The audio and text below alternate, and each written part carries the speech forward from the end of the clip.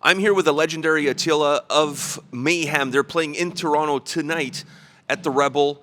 Great lineup. The tour just pretty much got started. What's your take so far? How's things been going for you as far as this tour is concerned? Thank you very much. It's been going really good, actually. It's a great package with Cannibal Corpse and, of course, Gorguts and Blood Incantation. But I mean, it's the fourth show now, and it's been like almost sold out and great venues. And it shows also like extreme metal is like more open now, you know. So we are like a death metal and a black metal band, old school, and still both sides of the fence can come, and it's great. I feel like everybody is into the show, both of us, you know. I'm talking about the headliner, of course the openers too, you know. So Yeah, because that was going to be my next question. Last time you guys were in Toronto, you were here with Midnight. Vatin was supposed to have been on that bill, so it's more of a black metal lineup. This one, there's a little bit more of a mixture between black metal and death metal. What of positive do you take away from a more blended lineup the way it is this year? I think this is like very interesting. I mean, we've been always good friends, so to say, with the Cannibal guys. Like we played on festivals together and hang some time. And one time even Cannibal, like we were delayed on a festival in Sweden, and the Cannibal guys were supposed to play after us, and they were like, "Hey, dude, no problem. We just step in, you know." So we had time to get ready for our show and stuff. So it was like a really good support. And I think that shows to people too that metal has this kind of unity, you know, and extreme metal, and we all have the same kind of mission here, you know. And then again, I think it's good for the kids and the fans, you know, that they maybe you are not sure if you are a Mayhem fan, you're not sure if you would like to see a Cannibal show, but now it's a good opportunity. And the other way around, of course, like Cannibal's fans, maybe they just heard about Mayhem and now it's time, okay, let's fucking check it out, you know. And then again, the vibe being good, you know, the atmosphere is good, pretty magical, you know, and it's a diverse lineup, like you say. So we look more theatric in the show, on the stage. Cannibal is more like straightforward, of course, you know, and like, I don't know, I think it's cool. And You're saying that some people may not know Mayhem. Even my mother knows Mayhem. So I think everybody in the world knows Mayhem. I think you're underselling yourself a little bit. well, maybe our name, you know, maybe our name. I think our name a little bit bigger than maybe, or yeah, a few songs, but it's more than that, this band, you know. And I don't know, whatever. It's cool. It's cool as fuck, and I feel comfortable. It's been going really good, actually. And you're back in North America. How is the North American market for Mayhem? Is this a necessary evil? Is this a market that you guys want? Is this a market that it's difficult to get into when you compare, for example, to Japan or even Europe?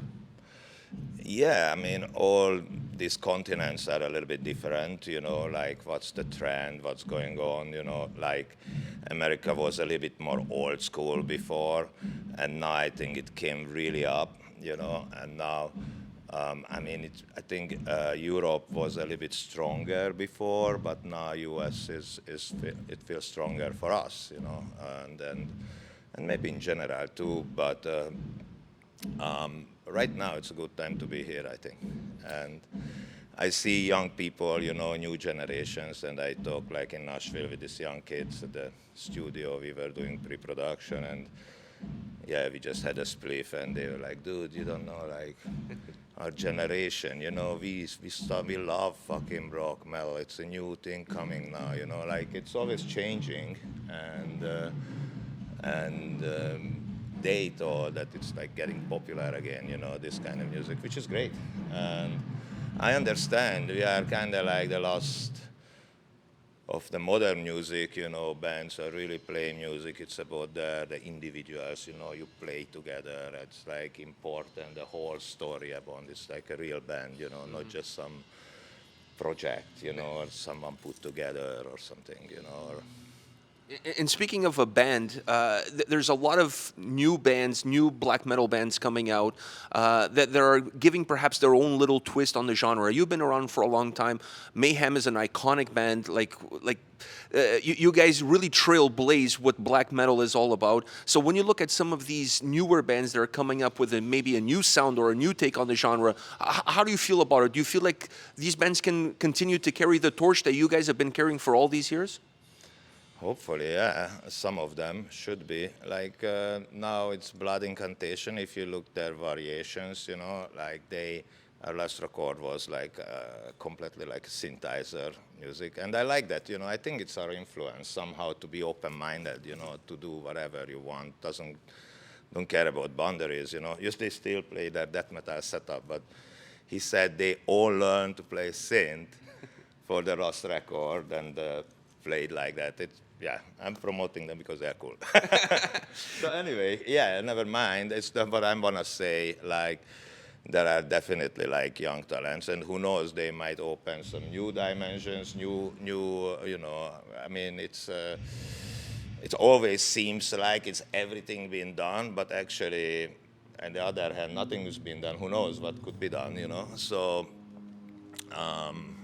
yeah, I think it's good and good to influence each other. I got influenced sometimes, even like younger bands, for instance, like industrial bands, you know, I listen and sometimes they are a little bit influencing me or whatever. Music is a common language, you know, and it's really magical, amazing how we can, you know, emerge and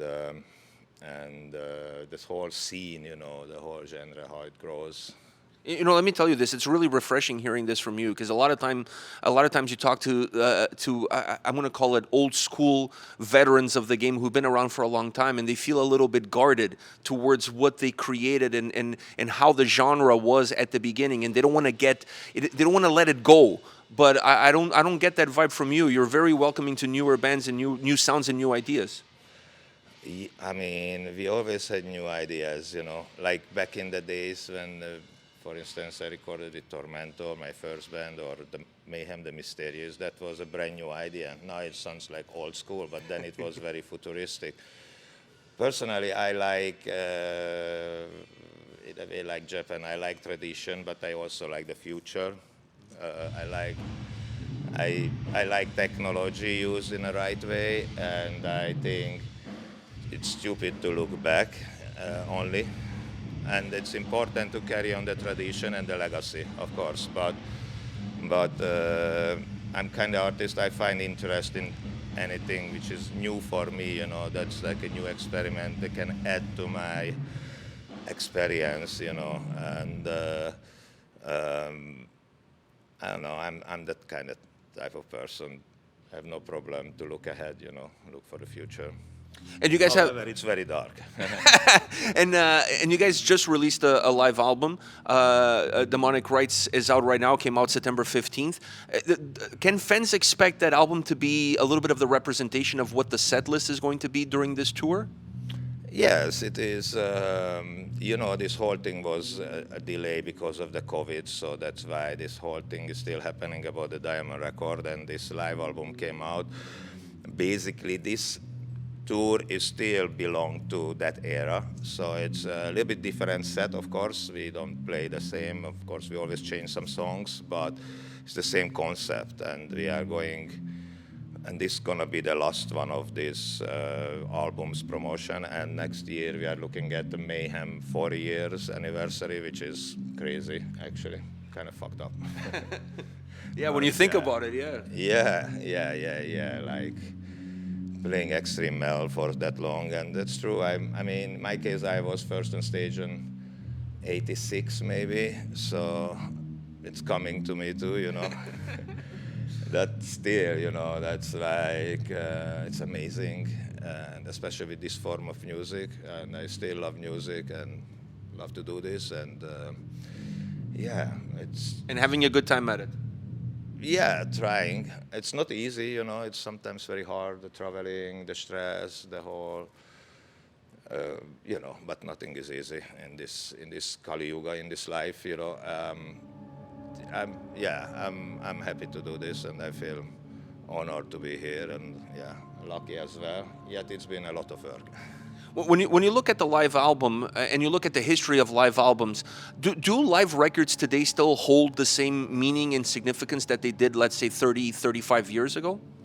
I guess it's different now because everyone can see, you know, like YouTube, you can see the live. Like it's before you couldn't have that, you know, even, okay, VHS came in the 80s, but I remember my first album I ever bought was Judas Priest, Unleashed in the East, and that was just a live record from '78 of Priest, and I was blown away, you know, because it sounded more extreme in a way than the Priest records themselves, you know, and I think live albums have this magic, you know, that you capture the atmosphere, the feeling, everybody's a little bit pushing, it's kind of less. It's more human errors, make it more beautiful, and it's more real. Everybody plays in the same time. While these days in the studio, normally we record in the separate time, you know, and that's very important. So also, however, it's not like used to be. Now anyone can watch stuff on the YouTube, but still, it's a production. We think it's right, and we think how it should sound, you know, because when you have these YouTube videos, that sound is for that room, you know, for that night. It's just like, depends where you stand, you know, and all the stuff. So here you can hear, like, what are we doing on stage, actually. And also it's important, I think, because it's the first Mayhem live album, and I sing songs from the other vocalist eras, you know, like from Maniac and that, and even Mayhem era, you know, like from, or Messiah, sorry, era from like Death Crush and stuff, and that's the first time with me I released, you know, on an official live album. It's a live album that offers a little bit of a history of the band. So when you look at it from that perspective, do live albums these days become almost more of a greatest hits in terms of giving that to the fans, a little bit of the history of the band, in this case through your voice? A little bit, yeah. It's like a journey, kind of, back to the past. Like when you listen to the album, it's 3 blocks, like our shows now, like the latest era, and then a Mysterious era, and the Death Crush era. So it's like a time journey, and yeah, it's, of course, I always change my voice a little bit according to the song, you know, what's necessary there. I think we're gonna do something else with that, because we miss the Ordo and Esoteric Warfare times, but that's kind of like another unity. So maybe in the future we'll focus on that, but the rest is there, you know. And yeah, it's, yeah, I mean, I hope people are gonna enjoy it, of course. They were pretty extreme shows, actually, and very good memories. Well, Attila, thank you very much for your time. I'm sure everybody's not only enjoying the live record, but they're going to enjoy this tour. The tour just getting started, so there's the dates of the tour are going to be in the description of the video, so you guys can check it out. If there's a town near you that has Mayhem on the bill, go see them. You're not going to regret it. Great show, great atmosphere, great energy. So go check out these guys in North America right now touring.